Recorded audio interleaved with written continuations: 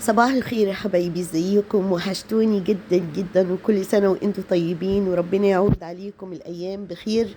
أتمنى لو أول مرة تشرفوني في القناة اشتركوا في قناتي وشجعوني ودعموني، أكون سعيدة جدا. وأتمنى أسمع كومنتاتكم ورأيكم في اللي أنا هقوله النهاردة. انتوا تعودتوا مني ان انا في اي فيديو روتين عادي بكلم الستات اللي هم بناتي وحبايبي واخواتي عن الامور اللي ممكن يتعلموها مني بعد العمر الطويل اللي انا عشته ده. امور كتير جدا. يعني اي ست في الدنيا لما بتتجوز، وخصوصا الراجل هي بتحبه، بيبقى كل همها في الدنيا ان هي تسعده وتراضيه وتكسبه في حياتها، وهي بتبقى معتقدة ان ده امر صعب ومهمة صعبة جدا، مع ان الموضوع ابسط من كده بكتير. طب هتفهمي ازاي انه ابسط من كده بكتير جدا لو فهمتي الراجل بيفكر ازاي او هو مستني منك ايه اصلا.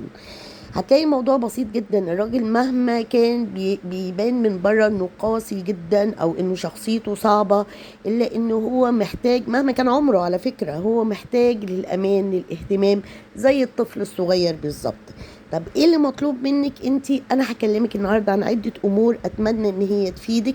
ولو ليكوا رأي غير رأيي او تأكيد على رأيي اكتبولي في الكومنتات، اكون سعيدة جدا. وركزوا معايا واحدة واحدة. اول حاجة عايزاكي تاخدي بالك منها ان الراجل ما بيحبش الست اللي بتتكلم كتير. بمعنى ايه؟ هو طبعا بيحب انك تتكلمي معاه، تشاركي يومك، الاحداث بتاعت يومك، لكن اختاري الكلام والموضوعات اللي هو ممكن يهتم بيها. يعني هو ايه؟ يعني مش مهم بالنسبه له انه يعرف ان المدير بتاعك اتخانق مع مراته او ان صاحبتك اشترت فستان. لا، هو مهم بالنسبه له انه يعرف الامور الخاصه بيكي انتي، مش وبس. كلميه عن الامور المهمه من غير مبالغه.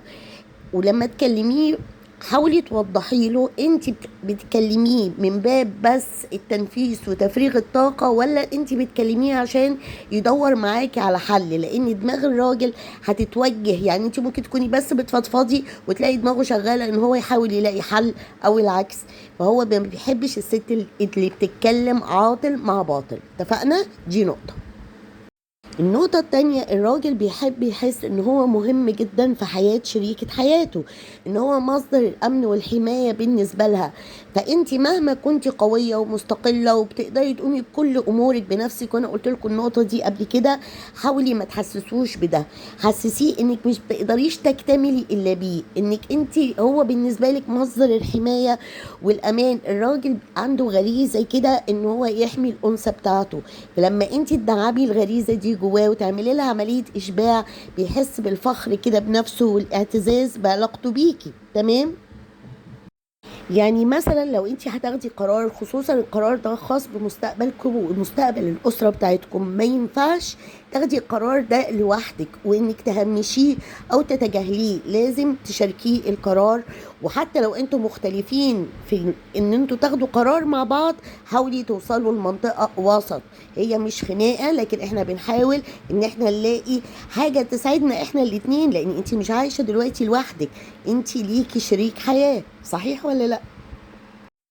عايزه اقول لك بقى ان اكتر حاجه بتخوف الراجل من الجواز ان هو الجواز يتحول لسجن. الراجل ليه مساحته الخاصه، بيحب ان هو يحس ان ليه مساحه خاصه.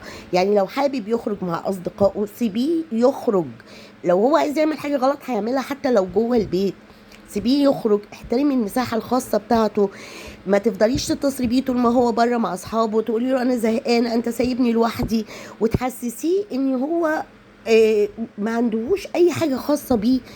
اكتر حاجه تخنق الراجل ان هو يتحط كده في بؤره كده ويبقى متسلط عليه الضوء وان هو يفقد حريته. فحاولي ابدا ابدا ما تجيش جنب النقطة دي. النقطة دي حساسة جدا جدا، بتخوف اي راجل من الجواز اصلا. ولو متجوز بتحسي ان هو عايز يهرب من البيت باي طريقة، فانت ما تدوش ده.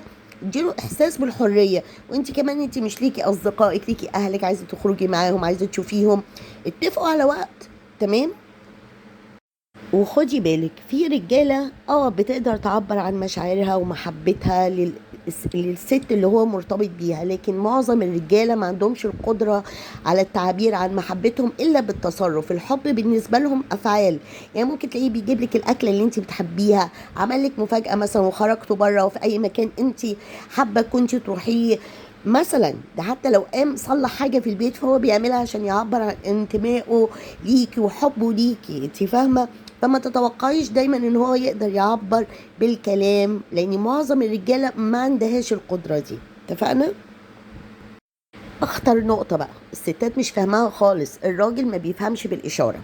يعني مثلا لو انت قاعدة عمالة بتشتغلي في البيت وبتطبخي وبتشوفي العيال وهو قاعد يتفرج على التلفزيون، ما تجريش عليه وتقولي له ايه البرود ده، ما تقوم تساعدني شوية. هو مش في دماغه كده.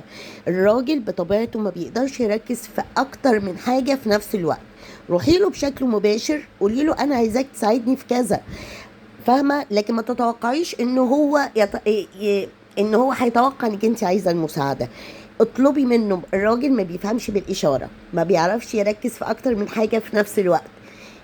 اخده بالك؟ انت لو فهمتي النقطه دي هيوفر عليكي مشاكل كتير جدا بينك وبينه. نقطة خطيرة جدا، بلاش تنتقدي جوزك. احترمي رأيه، آراءه، تفكيره، أسلوب تفاعله. لو مش قادرة تعملي ده مفيش حد بيتغير، لا انت هتتغيري ولا هو هيتغير.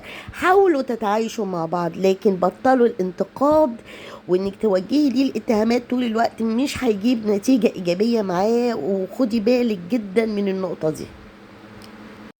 حاولي دايما تحسسيه انك ممتنة لعيشتك معاه، اهتمي بيه، اديله حنان. انا بحبكم قوي، اتمنى لو انتوا فعلا استفدتوا من الفيديو تدعموني باللايك واشتركوا في القناة. والكلام بينا لسه مخلص، حاجات كتير جدا جدا هنتكلم فيها. انا مش عايزة قناتي تبقى قناة عادية ومجرد قناة روتينات. اتحفزي وقومي ونظفي البيت، لكن في نفس الوقت اسمعي نصيحة من عمرها عدى 50 سنة. انا بحبكم جدا ويسعدني اسمع تعليقاتكم. واحنا كنا بننفض النهارده الريسبشن، طبعا مش هنفرش النهارده، كل ده اتغسل بقى زي الفل. يوم ما هنفرش هنصور برضو مع بعض. انا بحبكم قوي، كل سنه وانتم طيبون.